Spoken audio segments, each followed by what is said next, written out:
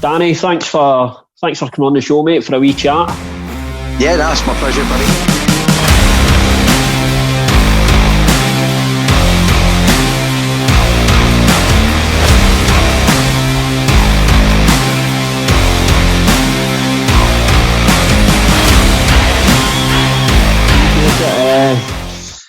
We'll want to speak about a few things coming up. Obviously, Jordan's got a massive fight coming up, but before we get into all that stuff, we just wanted to look back. Obviously, you're a veteran to the sport, head coach now, so just wanted to talk a wee bit about the good old days.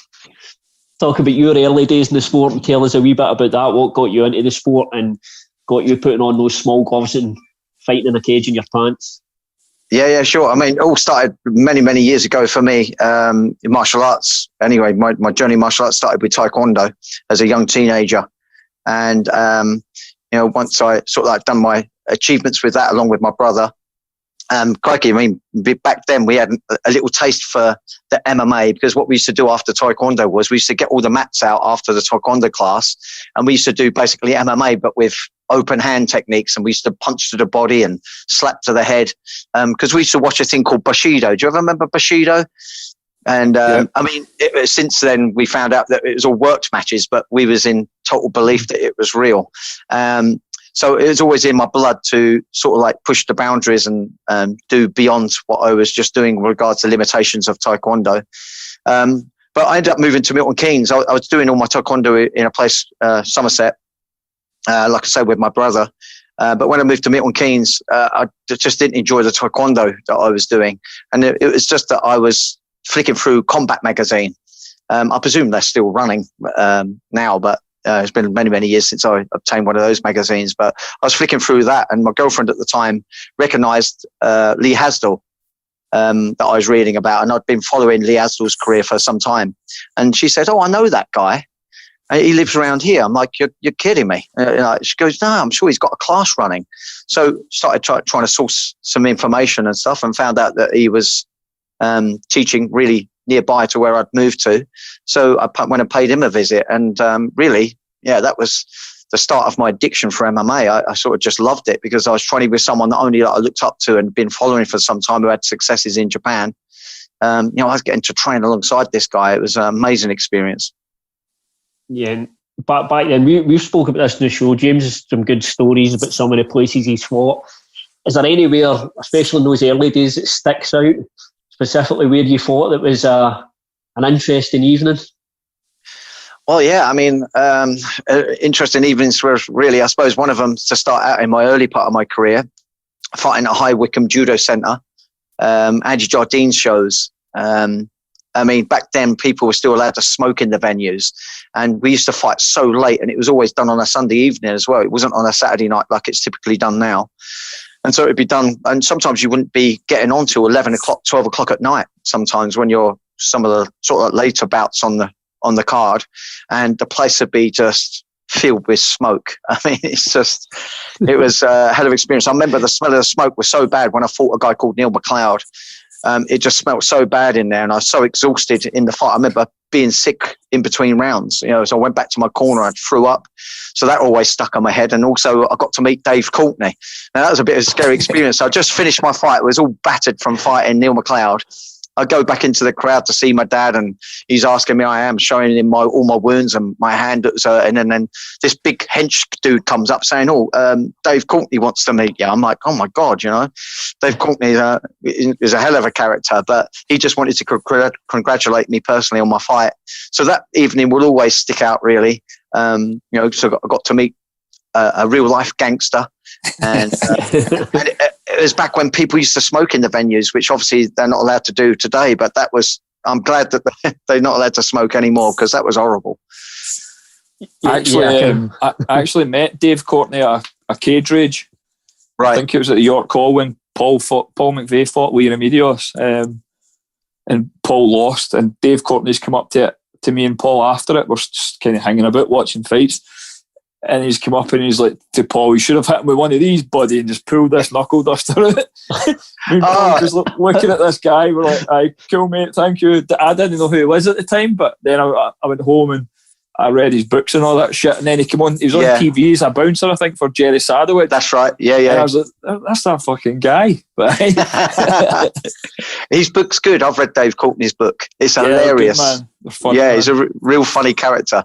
Definitely a badass dude in his past, probably quieting down in his latter years. But yeah, I was a little bit worried about what he wanted with me. I didn't know what he wanted with me, but he was absolutely sound. He actually did the same thing, showed off a big knuckle duster. It was diamond encrusted. And as far as I'm aware, I think that night he had put it up for bidding to buy to give to charity, as far as I remember. Yeah, there's something along those lines.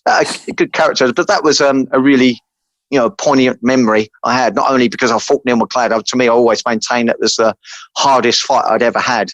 I come away feeling battered. I was a postman back at the time as well, and like I say, we used to do this on a Sunday evening. I'd maybe got home at like 1, 2 o'clock in the morning, and I had to be up at 4 o'clock in the morning to start my delivery. On a Monday morning, I could barely walk. That guy kicked my shins. He kicked my thigh. This guy absolutely bad. I pulled off the win with a submission. But my goodness, that was my first experience of fighting someone that was proper fit, proper tough, and that could really strike well. I learned a lot from that experience. But there's many great experiences I've had. I fought out in Las Vegas. That was great. Vegas is an incredible place. I'm a bit of a night hawk, and it didn't matter whether I was awake at 3, 4, 5 in the morning. I went out of my hotel room, go out for a walk. It was always hustling and bustling. So that was quite unique. And Tokyo, been to there 3 times, fought out in Tokyo. Again, incredible experiences. So many awesome memories.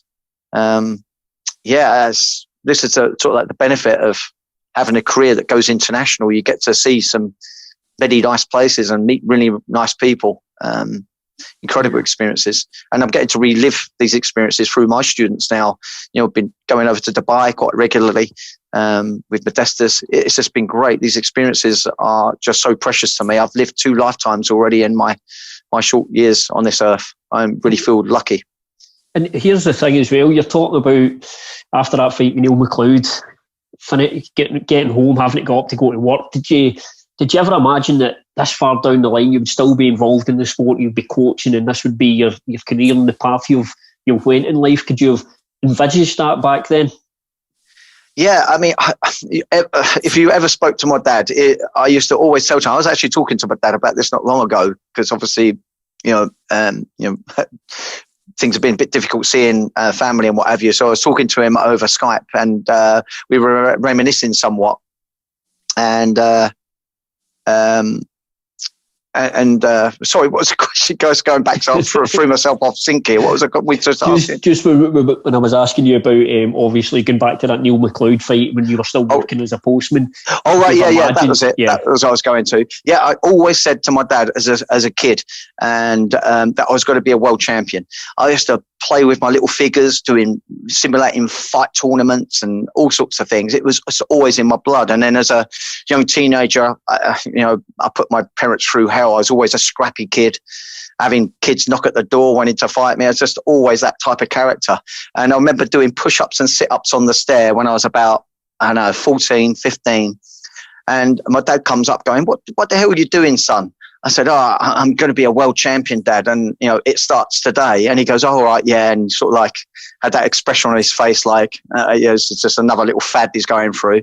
But, I stuck to it. And, I did become, champions in many things, in Taekwondo and Jiu-Jitsu and MMA. And it just went on from there. So it's just something that was always in me to do things. But, when you talk about Neil McLeod and stuff, did I envisage still being in it? Absolutely. I think when I was competing, I couldn't imagine not competing. I think when you're doing it and you're young, you just can't imagine it not being in your life. But when I come up to a point when I decided not to fight anymore, I was going to say no, and that was going to be it. And I don't ever look back. I only look back out of fond memories. I don't look back being envious to do it again.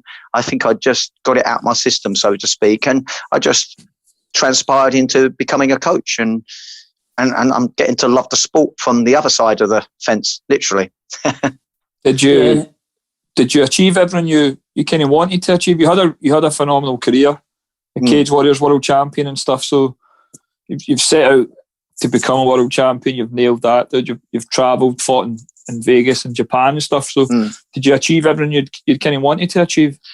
Yeah, what you got to understand is that UFC, regards my weight division, didn't come in till the year I retired. I retired in 2010, and UFC bought in the featherweight division then.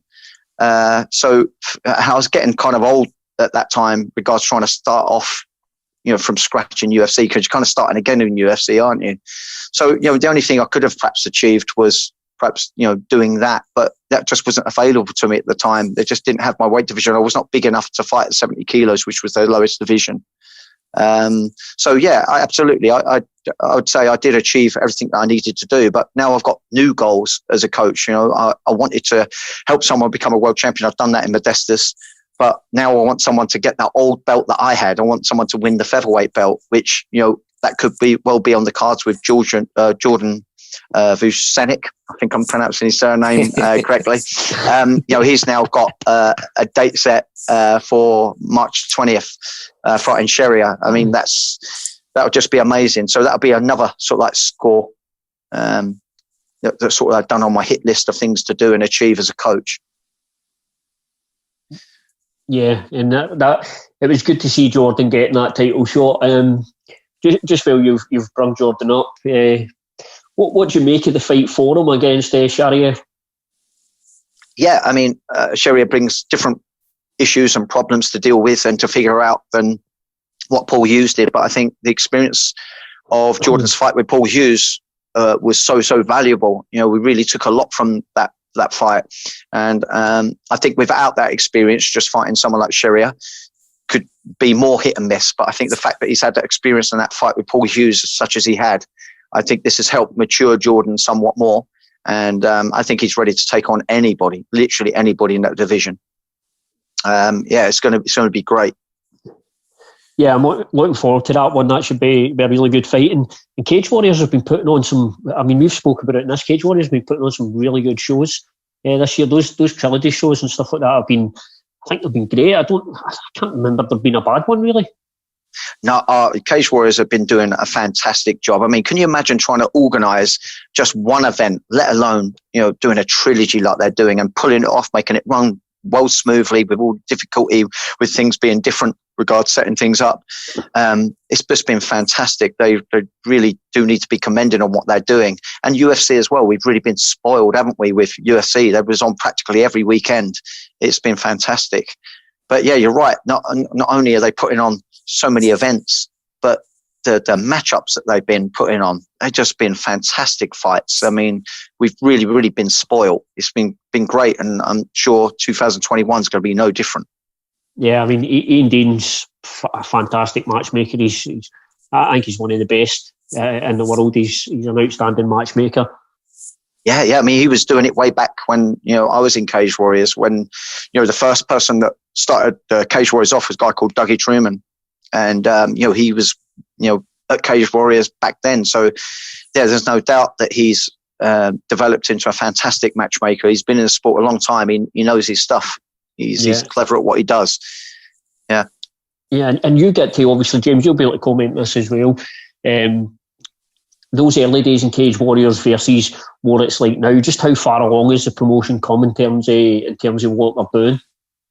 Yeah, I mean, just the professional setup of it, it's just, worlds above. I mean, don't get me wrong, it was a fantastic promotion when Dougie was doing it.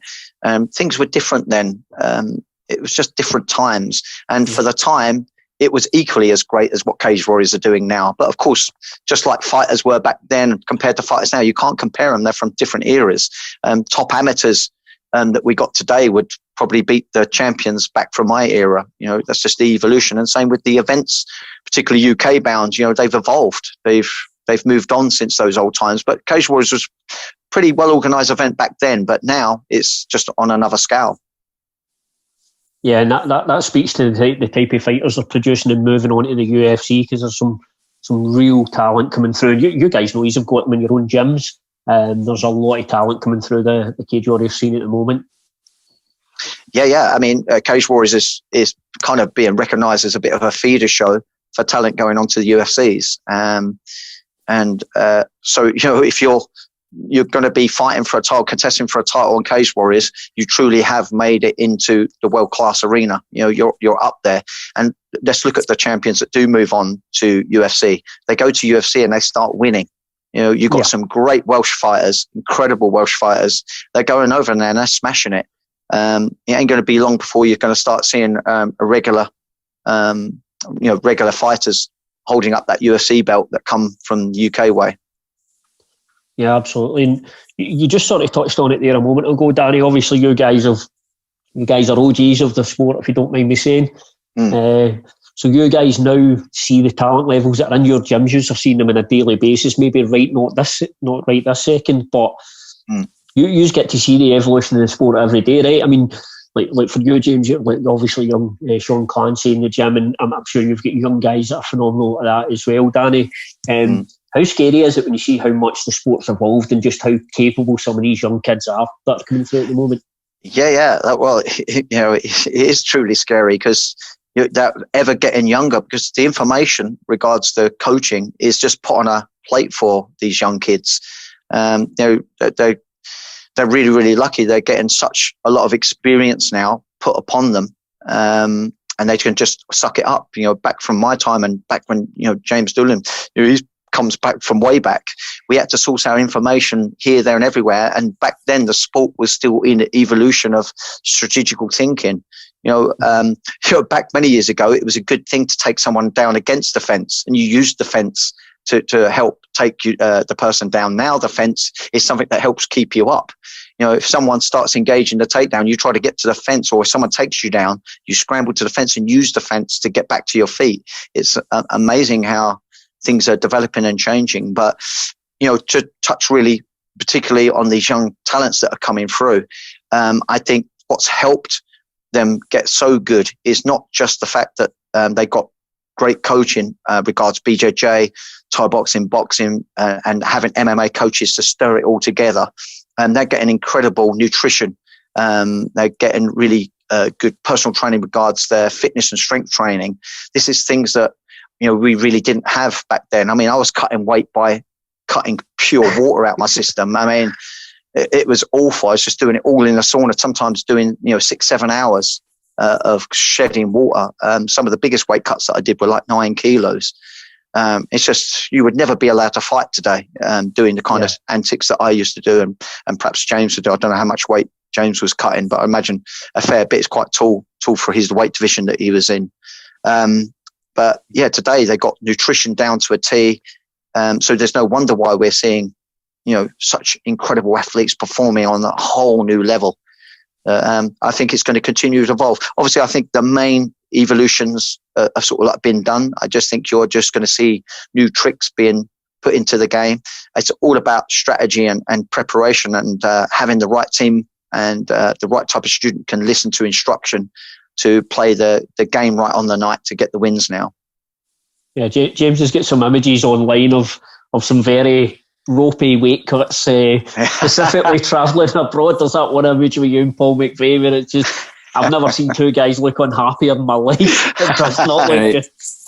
It's shite, absolute shit. But Danny's pretty much nailed it on the head there. Like these kind of top end amateurs, and now would beat world champions for 10 years ago, and it's just, the game's evolved so fast. It's been kind of cool being part of it, and then sitting back kind of watching it. And a big kind of thing now is being a coach is just kind of predicting what's coming next. So you're just constantly looking for answers to problems, and then you're looking to cause problems for people that they can't answer. So the game's just, the involvement in it's been massive. And I think having guys like Danny with the experience he's got coaching, you can get a guy in the gym and within a year to 2 years with the knowledge Danny can put across to them and stuff, you get them at a level where they would beat us when we were 10 years in, just because they don't need to make the mistakes we made. They don't need to figure stuff out the same way we did. That, like, everyone's tried and tested.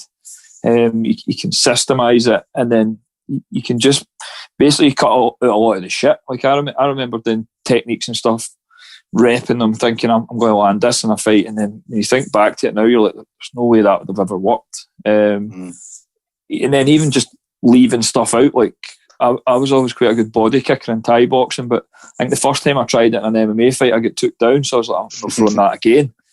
Instead of looking for better setups, I've just like, right, that doesn't work. I'm leaving that. And when you've been there and done that the way Danny has, and there's other coaches in the country and stuff as well, you can the learning curve for kids coming in now, and the amount of knowledge that they've got on tap and the resources and stuff they've got on tap just means that they're getting so good so quick. It's promising for the sport, man. Yeah, that is a big part of it, isn't it? Though it's because you say fighters, you learn more in a loss than a win, but I guess that's a big part of the evolution of the sport now, is fighters learning vicariously through the mistakes you may have made in your careers and things that have happened in your careers. So that's a big part of what is evolving the sport. Yeah. Yeah. I really like what James was saying about, today as a coach, you've got to look at what's happening, what's trending, and be prepared for it. And but likewise, when you're thinking about trying to utilize and using tactics for your own attacks, you have to come up with something that perhaps hasn't been seen before. So you've always got to be thinking as a gym to be doing something that's also not in fashion, to have something that's always going to be a potential surprise, but just be ready for everything that's being done today. Yeah. Go on. No, I was going to say, is there a particular technique that's popped up over the last few years that you didn't see coming? Maybe something that's becoming a more common. Obviously, the low calf kick was one that wasn't being used, and then suddenly everyone's using it. Was there any technique that's caught you by surprise that popped out that you didn't see coming? I just think that like something as simple as what Habib was so good at doing, which was tying off the legs the way that he did. Once he started doing it, everyone started doing it, but it was just so effective. And it's not something flamboyant. It's not something pretty. It just makes so much strategical sense. I mean, if you keep the feet off the floor, you ain't getting back to your feet. So to tie off the legs in the way that he was doing, and for that to then become something that's quite apparent in many people's games to keep someone grounded now. I mean, I've seen people now avoid being put into that situation, but that was a bit of a surprise, because look at something simple as that, but how devastating it is. You really get stuck on your back and you get ground and pounded out. Things like that, I think, are more beautiful to me than doing something just because you're athletically gifted. I mean, this is just a simplification of a situation that gets you on top, and you can ground and pound someone out without them scrambling back to their feet. Because let's face it now, I think what we're seeing, a lot of the difficulties that we're seeing with people that want to get it to the ground is they're getting it to the ground, busting a lot of energy, but people have got so many ways of getting back up to their feet. But Khabib was just doing this double leg tie and stopping people getting back up. It was, so that was something that stood out. Regards something so simple but so effective that really changed the course of MMA. And anything caught your eye, James? There was a spell there where some of the kind of more traditional martial art kicks were coming back. The oblique kick, the low line side kick. We're seeing more kind of guys throwing spinning back kicks and stuff like that. And even certain guys like coming still almost like a specialist, like a Stephen Thompson coming for a traditional martial arts, whereas back in the earlier days, you'd still get guys coming into MMA fights and they were karate guys, like just straight karate guys, and they would just get mauled. So it was nice to see some of those kicking techniques making a bit of a resurgence, instead of just, even like the teeps and stuff are coming back to the front snap kicks to the face and stuff. You're seeing a wee bit more prominent, but for a while it was just heavy leg kicks, head kicks, but guys have just got a bit smarter with their setups, kind of knowing when to kick, either getting guys circling onto the kicks or making sure they're backing up so they're knowing a position. Oh, I think we've maybe lost James for a wee second there. I think just we lost you for a moment there, James. Just a few seconds, wasn't it? Yeah, we'll go you back. You're back. And Danny, another thing I wanted to ask you, I've spoke to James about this as well in the past, about what's the biggest challenge of being a coach? Is it just generally managing a gym of fighters? How difficult a challenge is that? Do you know what? Really, is trying to deal with these different personalities. So we got some, really young, gifted kids, and and you're trying to tell them, look, if they're so, I want to be a fighter. Then they vanish for weeks on end, and then they come back, and then you found out they got in a bit of trouble. And I think it's trying to keep these young lads on it, because there are other young lads that are really disciplined and got heads on their shoulders beyond their years. It's just trying to keep them. What I found is if you get these young teenagers that are really showing some incredible talent, and you give them too much attention at first, and you sort of like sell the dream to them in too much of a big way, you give them too much attention, they sort of go off the boil. So what I've kind of done is I sort of like just give them a little bit of attention on tap, a little bit at the right time. I try and pick my time to keep their like a dream alive, but don't sell it big straight away. Oh, you could be a world champ. I try not to do that anymore. I think that's the biggest challenge really, is try not to see young talent go to waste, and trying to indirectly control what happens outside the gym. Yeah. There's like you're saying, James, that's probably for you. Would you say that's the biggest challenge in the gym as well? It's definitely the personalities thing, because there's none of them the same. They're all completely different. Some of them are so needy, it's unbelievable. Other guys, like they're really easy to deal with. It's just getting a connection with them. You need to find out what's the best way to deal with them, I think, and how to communicate with them.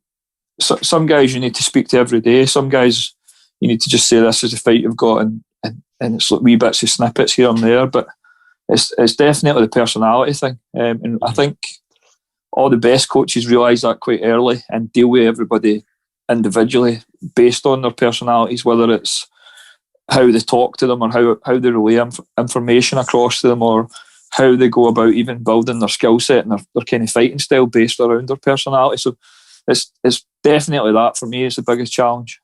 And then you've got obviously Luke up in the gym as well. Luke's personality is interesting. I'm at a point now where I'm convinced fucking Danny's kicked him out the gym and sent him up here, to be honest. I'm like, are you sure you moved here under your own will and accord? Are you sure there's just no other gym will take you? He's a hell of a character. You're laughing there, Danny. Obviously, this is relatable for you. You know what it looks like. Absolutely. I know exactly what he's on about. So we've got you on the show, Danny. We've got to get some good fight stories out of you. Obviously, James has told us about things in the past. For example, martial arts demonstrations in the middle of shows. What's probably the most interesting thing that's happened to you at an MMA show? Obviously, out with the actual fight itself. What's the most interesting thing you've seen at some of the MMA shows you've been at?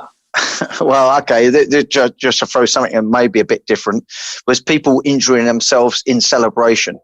I can't actually remember what show it was on. It takes my mind, because obviously I've been to so many events. But one lad, he gets the victory. I think it was like a knockout or submission, something like that. He put the fight away before it went to a decision. And of course, in the excitement of the moment, he's jumped up on the cage and then stood on it and done a backflip. And as he's landed with his legs straight and blew his knee out. I mean, he had to be carted out the cage. That was just such a strange thing. I mean, to get a victory and then probably end up to having knee surgery, I mean, it's pretty bad.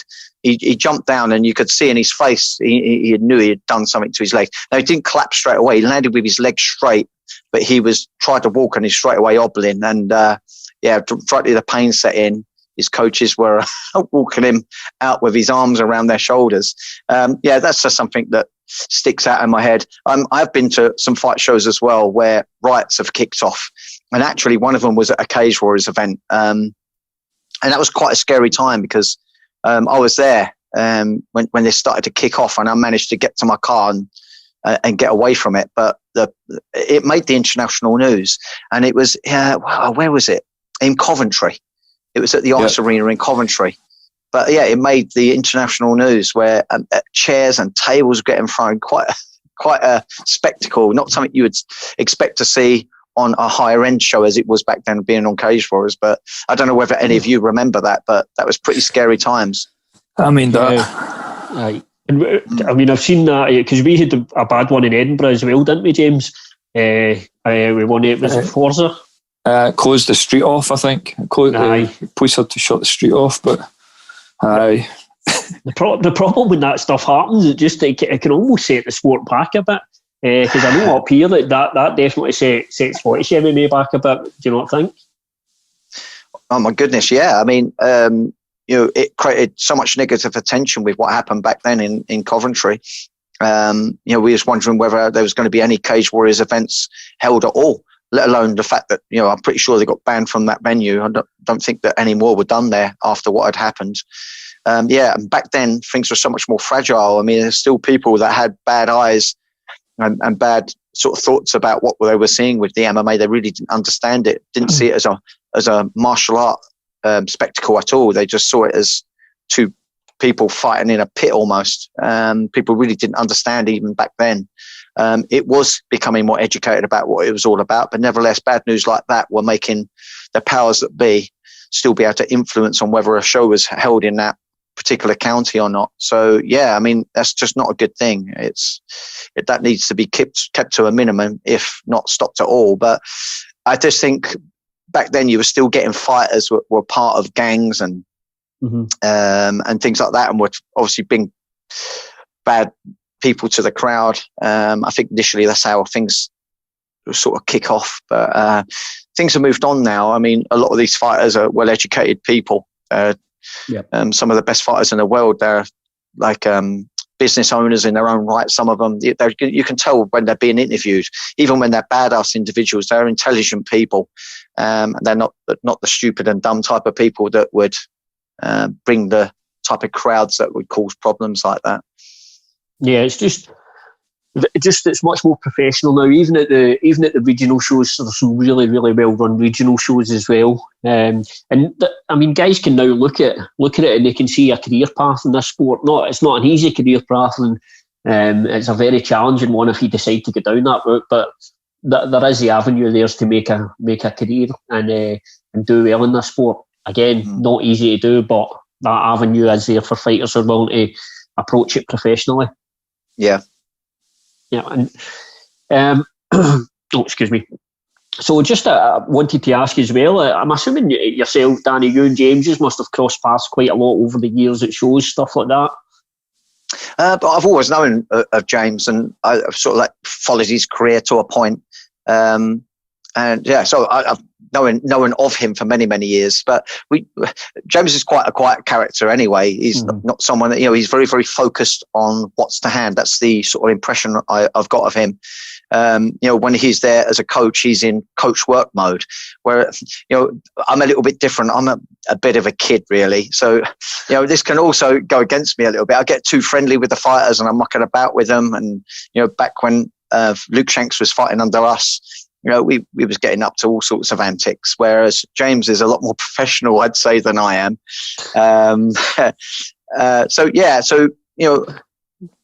say, when he's there, he's really immersed in the job to hand, and we all approach things differently. That was just his way of doing things.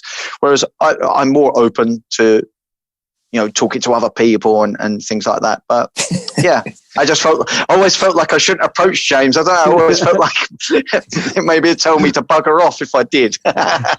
He's got one of those faces. I think James just has that face. And very rarely you see pictures with him smiling or that. But yeah, he comes across very, very serious, and as much as I'm very light-hearted with my approach with coaching, it obviously is a real serious matter to my heart. Yeah, and I can see how focused he is, and I never felt that I wanted to sort of intrude.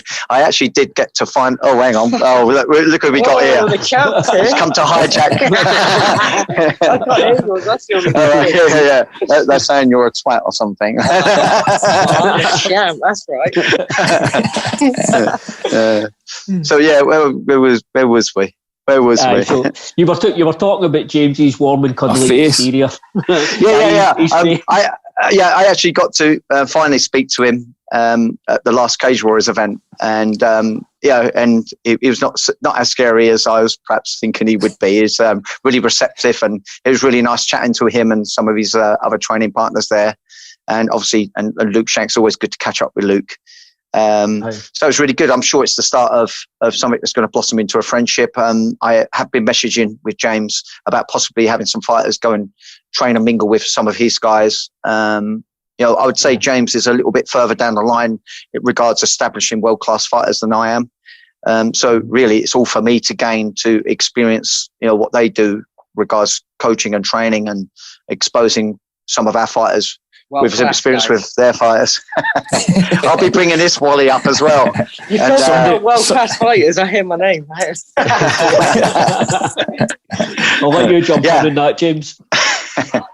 Unfortunately, that's just my face, and I'm pretty quiet, to be fair, so I can come across as unapproachable and stuff. But I've obviously known of Danny's kind of best featherweight guy in the country for a long time. When we were fighting at bantamweight, and I remember him at like the Night of Champions and stuff when he was fighting I think winning or defending the featherweight title when Paul was fighting at bantam and stuff. And he's always been one of the kind of better fighters to watch, like some really good fights back in the day and stuff. And I can see everything falling into place right now as a coach man as well. Like your guys are really good. Like, when you get somebody for your team, they're going to be very good. Like, there's some really exciting guys there, like Tom Mearns and stuff who was up and stuff like that. So I think we're very similar in terms of professionalism and stuff, but you're definitely more approachable than me,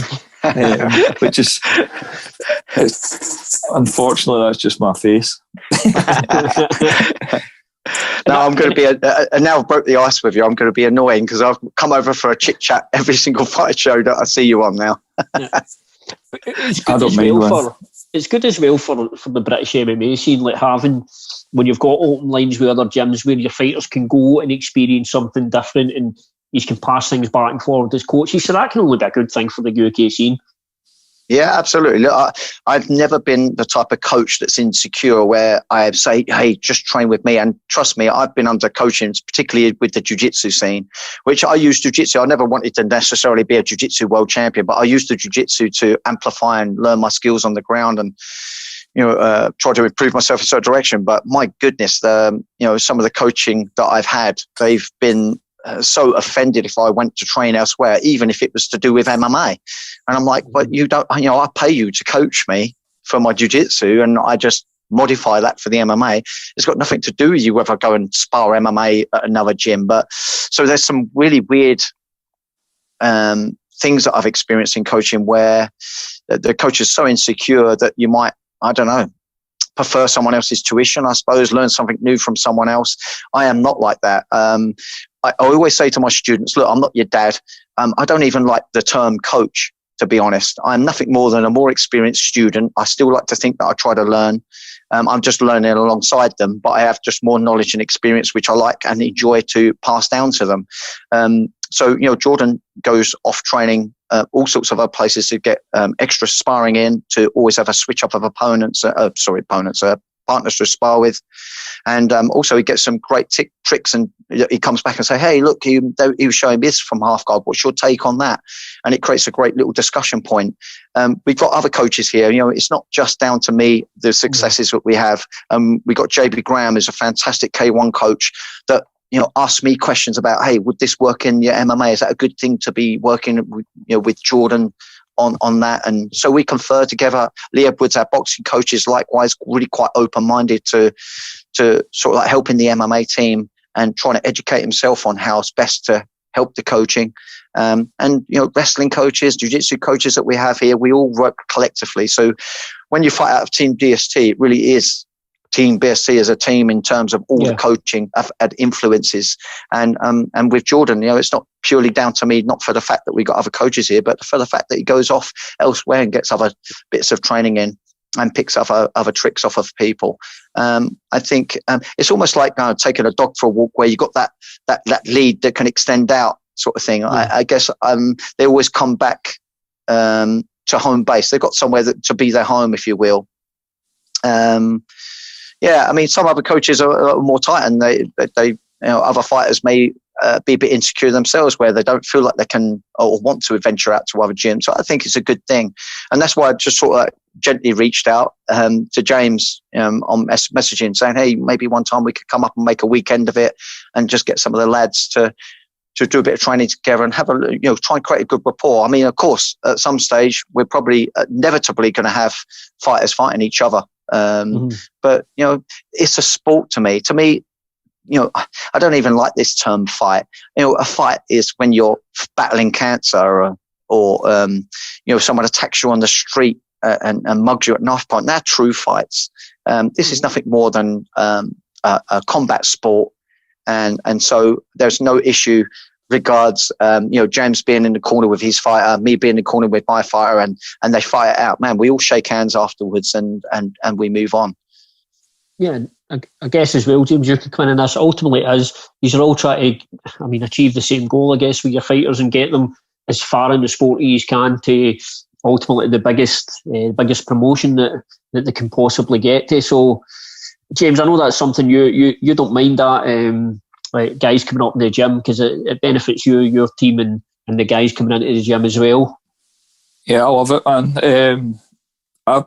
The biggest thing for me now is just learning, and there's so much going on in MMA, and not one person's going to have all the answers or have all the knowledge. So, like, I'm really open to my guys going away.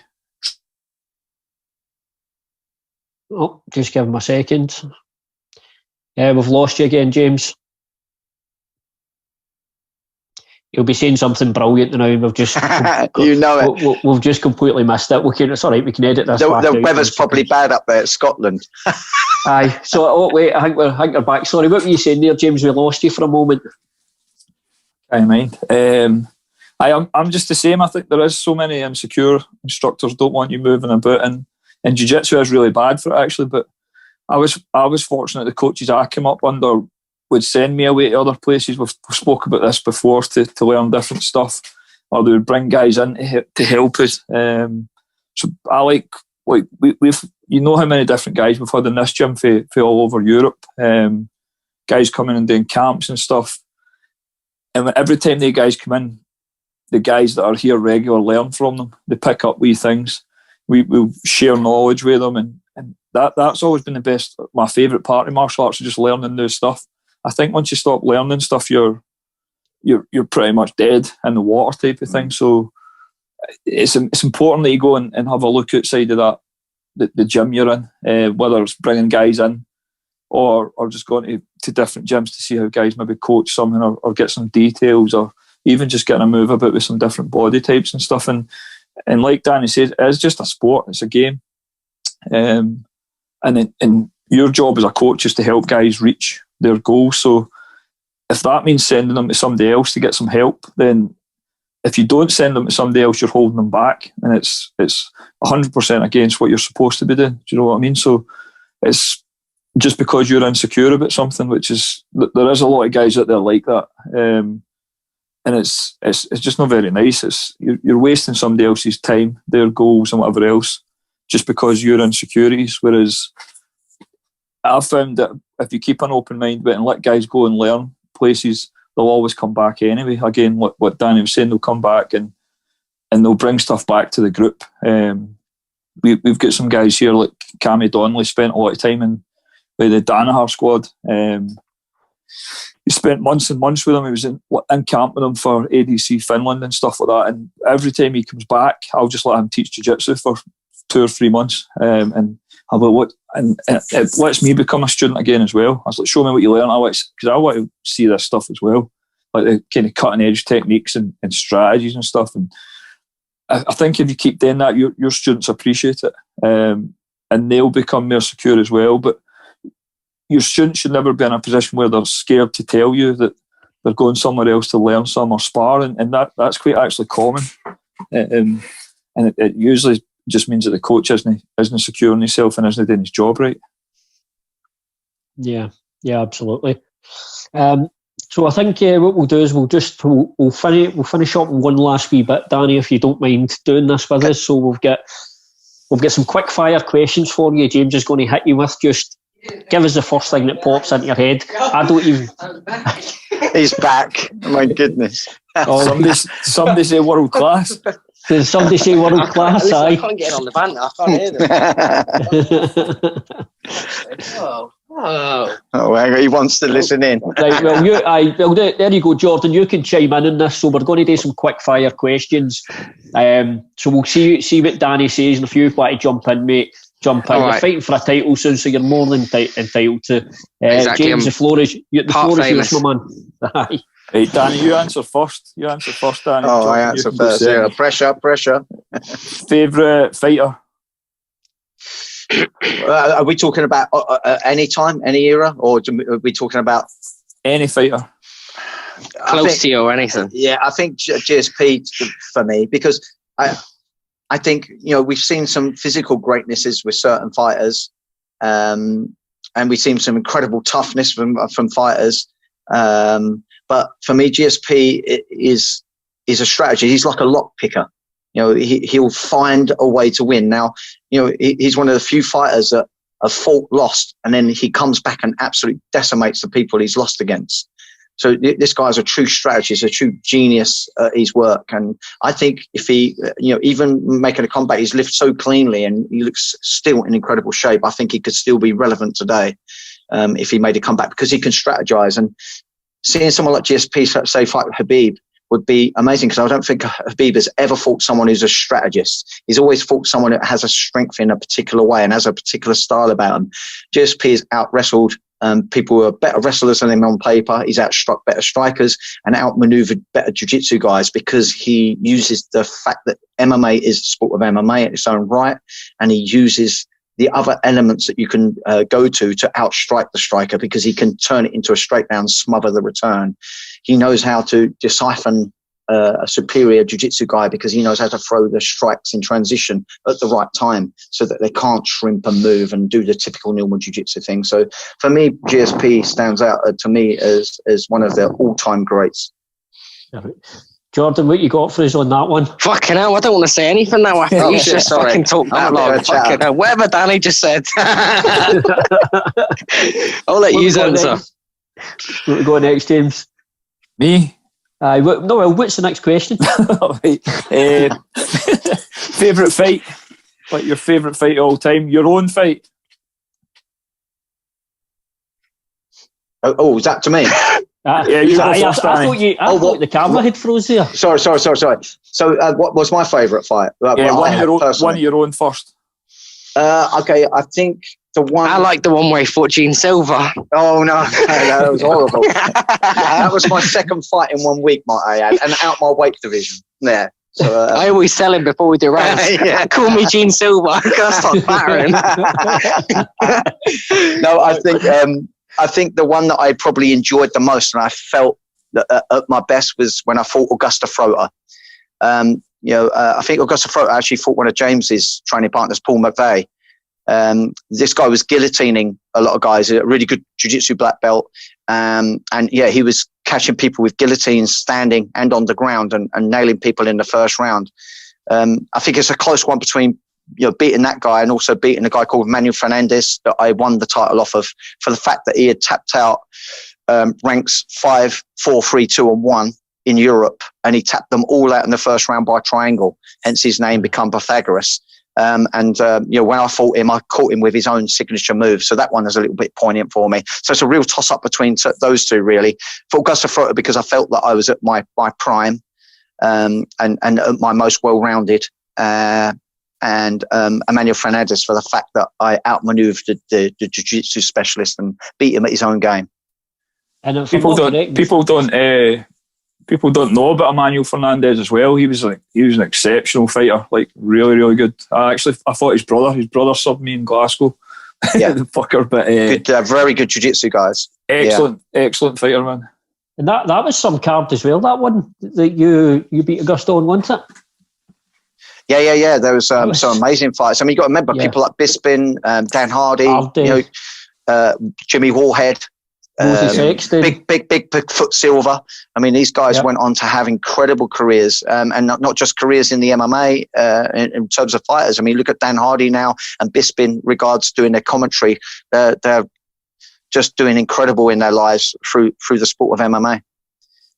Yeah, and Paul was on that card as well, wasn't he, James? Paul yeah. It's, the night of champion show, it was incredible, man. I looked at that card, it's amazing. What else, James? You get anything else? Favourite fight not involving you? Oh, crikey. Jeez. Do you know what? I want to include the female bouts on this one, but that Joanna versus the Japanese girl, the Oriental girl, what was her name? Oh my goodness. Zhilliang, Chinese. Yeah, I think that one regards the female bouts. I mean, that was just an impressive show of toughness, the amount of strikes that they threw at each other as well, and proper high level. That was one of the most impressive female bouts, which I think should be added into the mix. And as for the guys, my God, one of them's probably one of the ones that had me on the edge of the seat the most really recently was Figueiredo. His last fight, that was an incredible performance from both. I mean, that was just going backwards and forwards. It had a bit of everything. It had some incredible grappling exchanges, great takedowns, and some great striking combinations. They probably come into my mind because they're more in recent times, but they're quite hard to match up compared to many other fights that we've seen. But we have been spoilt with some fantastic fights over the years. But they're really close physical bouts. I mean, they've got to have gone home aching for a good number of days after their fights. Yeah, man, that's such a difficult question to answer, that one. Very there's so many options. There's so many incredible fights. The minute you said it, I just got a picture of Rory McDonald and Robbie Lawler, that moment in the cage when the two were just standing and staring. Amazing. Yeah. Amazing. Last one. Best night of your career? Probably when I won the world title, I think, because I'd done something I'd always said I'd do as a kid. And, this goes way back when I got a videotape out. It was UFC 2. I actually thought it was a film. I got it out with my first girlfriend. And we watched it. I'm like, I think this is real. And I thought this was supposed to be a film. And I only picked it because it had a lot of blood and gore looking on it. I was like, wow, that looks really, interesting movie. We'll get that out. And I remember showing my dad it, saying, Dad, watch this. And he goes, oh my goodness. He was almost sickened by it. And I just said, that's what I want to be a world champion in. I want to do this. And so I think when I nailed that world title, I just felt like, hey, no one can take that achievement away from me. No matter what happens here on out, I can say I was a world champion. And that was probably my most incredible moment of my career, incredible fight night of the year, of my career. Brilliant. And what a way to end the show on such a good note. Yeah. It's nice to reminisce, man. I always find myself falling into the trap of reminiscing with my students, and sometimes I worry they're looking at me like an old man in a rocking chair talking about stories of old. So I try not to go over old things so much, because I find that I suddenly hear myself and I'm like, I've got to stop doing that. But it is nice to I feel like I've got a good excuse to look back now, as kind of this is partly what it was all about. And it's always great looking back, and I'm proud of myself, with what I did. And perhaps more importantly than being proud of myself, I was just more hell-bent on making my dad proud of me. But as it turns out, I never had to do anything to prove myself to my dad. My dad was always proud of me, but that was just something that I felt that I had to do, and partly did it for him, but never really had to prove myself. I had already done that by just being a good boy in life, and I've certainly been that. Brilliant. Well, listen, Danny, thanks very much for coming on the show, and obviously really hope to see you up in Scotland at some point once we're not going to it is all over. But yes, and maybe we can get you. We do have a studio in the gym, so maybe we can get you in that studio for a chat. Yeah, I'd love to come up, like we've already said before, to see the guys mingle and spar, to rub shoulders with James, just be great, and to learn things from him. And there's no doubt that I can definitely take some things to improve my coaching with what I've seen James do with Luke Shanks. So Luke Shanks has come down numerous times, and we've all said like how he's improved in certain areas, and it's like, wow, what a big jump of improvements. So I'm like, wow, I've got to try to get a closer connection with this James to help my own coaching career to evolve. So yeah, good times for 2021 because it's all going to happen this year. Yeah, man, 100%. Well, thanks very much for coming on the show. I'll see you in March at the next trilogy, Danny. Yeah, I shall be there. So we'll have a good old chit chat, probably over breakfast like we did last time. And man. Yeah, absolutely, James. Look forward to it. And thanks so much, guys, for having me on. Like I say, it's nice to reminisce. No problem. And just remember, Danny, James is smiling on the inside. Yeah, absolutely. You know what? I've actually we should really mention this guy before we finish up. But we say assistant coach, but he's absolute equal to me and better than me in many ways as a coach. But Raymond Paul, he's a very, very similar character to James Dewey. He looks like someone you're just too scared to go up and say anything to. You don't look too sure what. But Raymond Paul's absolutely amazing. You know, he's someone that would be a world champion if he didn't have this issue of competing. He has competed before. He's 7-0 as an amateur, but he's never going to compete again. But when you think of how good someone like Jordan is, Raymond is a lot lighter than someone like Jordan and will beat Jordan predominantly in every round, to give you an idea how good this kid is. And he's sort of like the one that stepped in and taken over the sparring from me these days, as I'm 47 years old now. I still get in there occasionally, but really, Raymond Paul, he takes the brunt of it all. So yeah, I really need to just put a little shout out there for him. This place is partly successful because of his influence he's had on all the fighters here. Brilliant. Well, once again, thanks very much for coming on, and Pleasure. appreciate the time, Danny. Thank you.